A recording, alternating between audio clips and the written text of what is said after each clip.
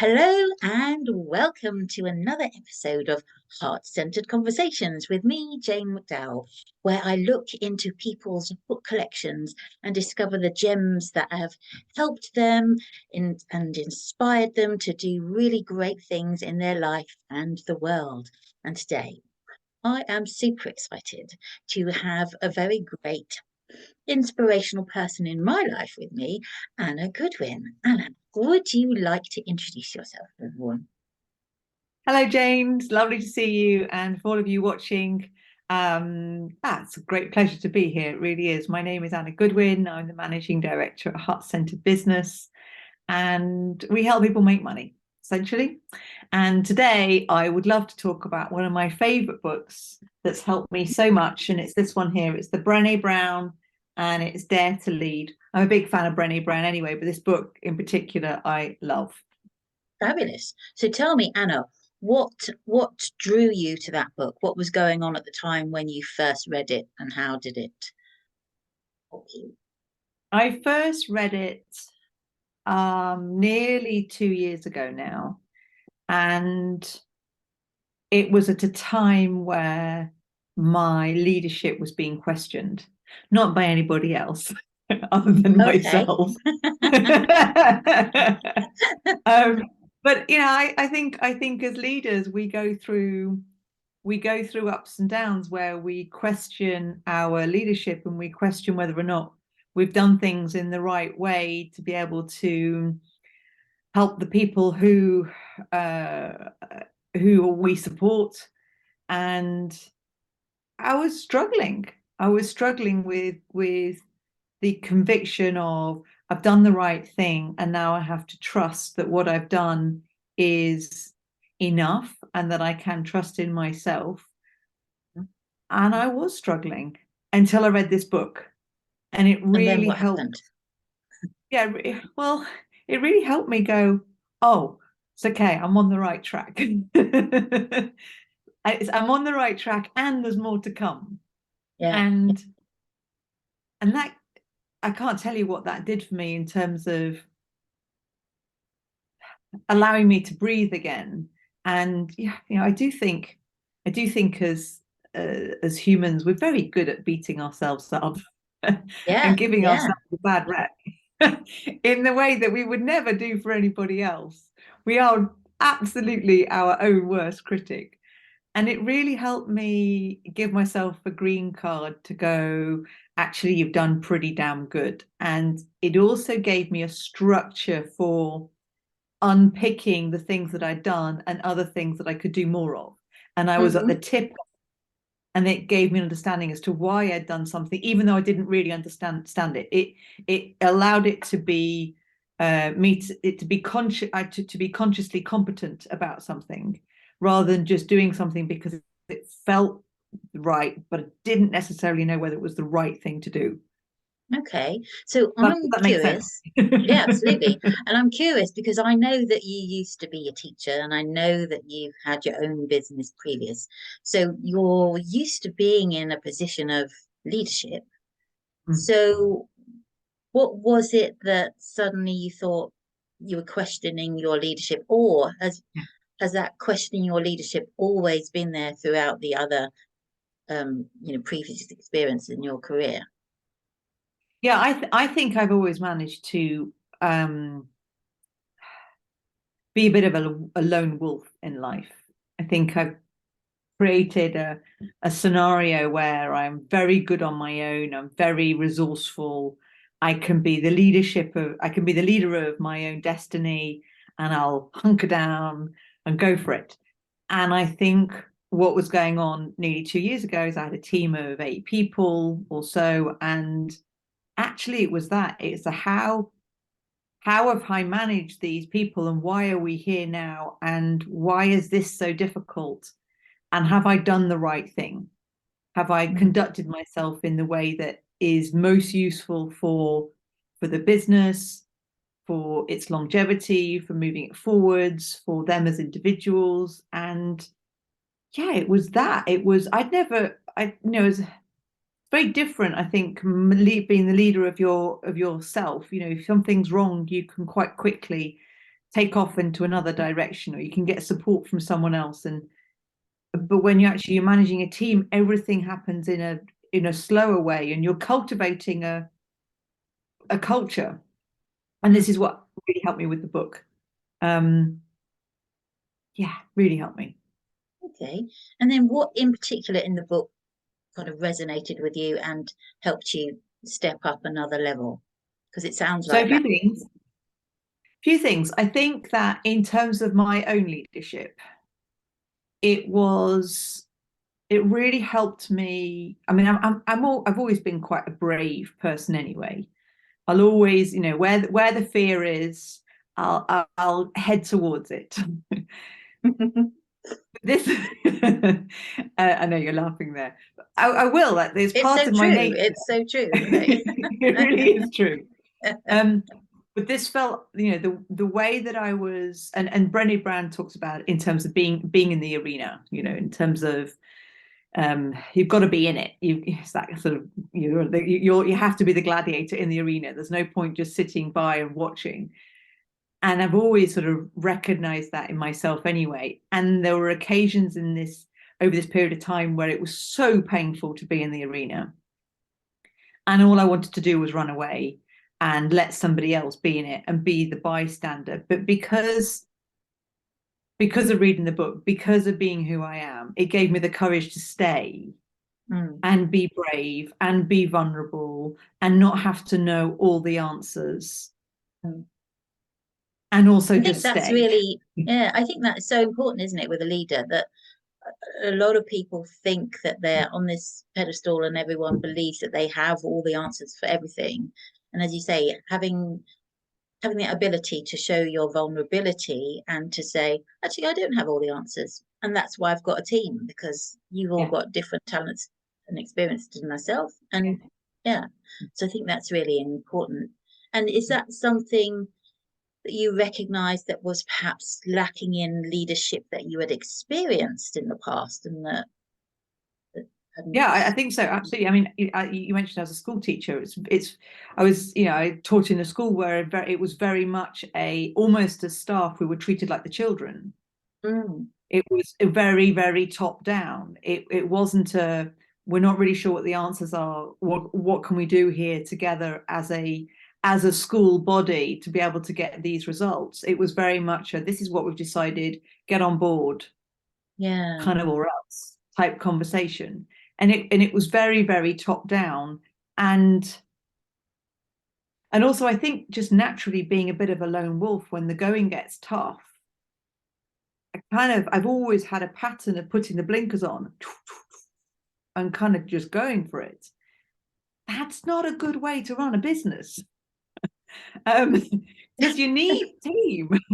And Well, yeah. it's really important. I think that determined focus and that tenacity is really important when you're building a business. As you say, if you're working as part of a team, though, being a lone wolf isn't always the best way to be, I guess. And I think that the structure of teams is really interesting as well, because some people really thrive in that kind of hierarchical top-down kind of structure, and other people will really, resist it and kick back, and then that kind of brings about disharmony, and the team as a whole doesn't get where they want to be, right? So do you notice, or do you think that you draw people to you that are more akin to being part of a team and rejoicing in other people's expertise and knowledge, and also standing in their own power and being able to ask for help? Is that something that you think people are drawn to you? You attract that, or is that something you're cultivating? I think so. I think it's a bit of both, actually. I think I'm a big believer in like attracts like. I have a teenage daughter, and she'll do what I do, she won't do what I say. And I'd like to say that just because she's a teenager. It's not. It's always been like that. Yeah, My son's yeah, different. But I really do think people are like that as well. You will attract people who have the same sort of values as you, who have the same principles in life and the way of doing life. But also, if as a leader you don't take the time to cultivate something really special, and you put the time and effort in, and it happens by accident, I think you've missed something really really magical that creates something really quite unique and special that's right for you and your business. I think some of the things that I've really tried, having read the book, but also I'm putting some of those things in place for myself, and then going, actually, this is something we should be doing as a team. Creating systems for success so that everybody is being vulnerable. It's okay that no one has the answer, and we can all come to the table and find a solution. It's we're sitting around a table together. It's not a top down and it's not a bottom up. It's something that is circular and fluid. And to cultivate that leadership, you then work on trust, but not from a place of I do it this way, therefore you should, but actually developing and nurturing trust. Because if people are being vulnerable with you and you're being vulnerable with them, you also have to cultivate a culture whereby you can be direct and you can say the things that you need to say in a very direct, loving way that moves people forwards without getting stuck up here with, oh well, she said, he said, you get kind of stuck in the stories. And it's about actually creating different systems in terms of language, in terms of how you grapple with difficult conversations to be able to move people forwards. That's actually what's at the heart of it all. It's being able to find a way of having really difficult conversations, but be together on the same page. So it doesn't ever feel separated. It feels like you're all in it together. yeah, Even though it might be really bloody hard sometimes to have that conversation. yeah, exactly.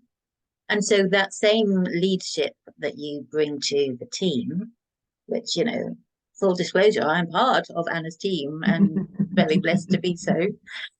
That same quality of leadership is something that you bring to clients as well, and to, potential joint ventures, collaborations, and Absolutely, because then you create like this these unseen boundaries around being able to say things and see things as they are, not worse or better. You get to have permission to tell and talk to people about the things that have to be spoken about, not avoiding them. yeah, The number of people who have so many conversations and they don't acknowledge the great big elephant in the room. And when you get used to having these conversations, and it has taken me time to get used to them, and I am still on a journey of making sure that we can all have these conversations that otherwise we'd shy away from. And how do you set it up for success so that people don't just respond in the same way that they'd respond to anyone who's putting them in a corner? Like, when I get put in a corner, I get frustrated and angry and come out kicking and screaming. Like, that's my flavor. And it's usually after I've been really quiet. I'll not say anything. Like, everyone has their flavor of what it means to be backed into a corner. So how with clients and how as a team can you have those conversations that most people avoid, but without backing people into a corner. So you still stay in that arena. You still sit around that table together, problem solving and going, okay, what would it be like if we did this? And how can we do that? And what's the biggest challenge here? And what do you, it's wonderful having that level, being able to have that level of conversation with people. And I It's think in really, order to have that level of conversation, you need to build that trust in the first place, don't you? yes. Otherwise, Yeah, people will just be like, and then come out kicking and screaming or yeah, tell you where yeah, to go. So yeah. yeah. I mean, something we do with our team a lot is the concept of asking for forgiveness, not permission. Mhm. It's you as a leader, I trust you to be able to do X, Y, and Z. And if it's a subtle difference, but it makes the world of difference, because it means that everybody who is in our team feels a leader in themselves. And that's fun. It is fun. It's fun. It's empowering. It makes us smile. And that brings us back to the last bit, is actually in the book that I really wanted to touch on today, which is this concept of values. Is it okay if we jump into values again? Of course, go for it. But so I've always kind of looked at the values. For me, for our business, we have very clear values in the business. But it wasn't until reading this book that the penny dropped as to why having values are so important.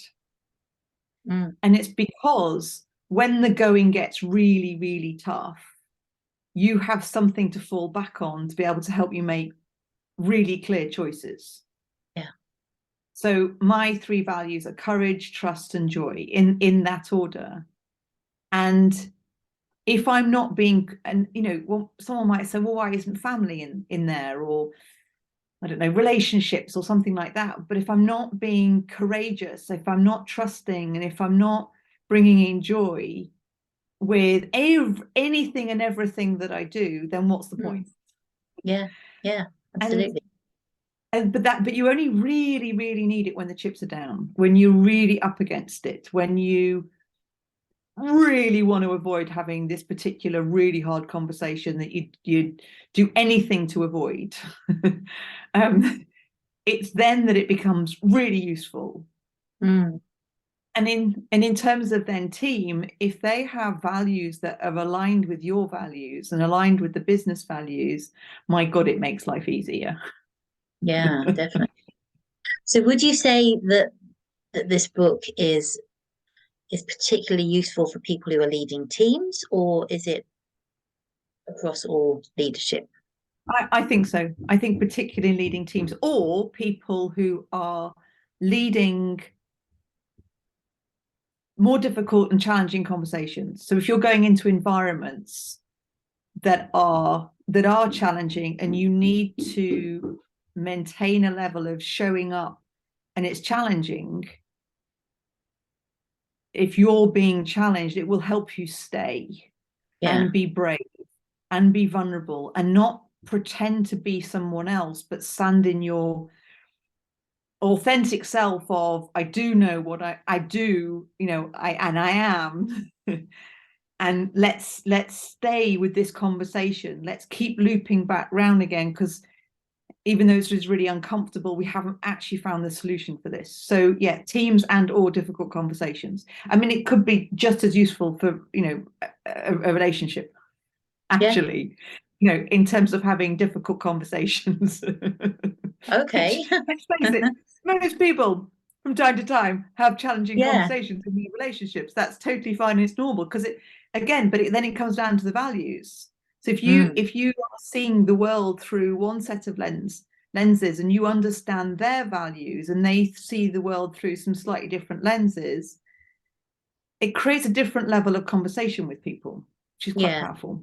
Yeah, exactly. And that's exactly what the book's done for you, right?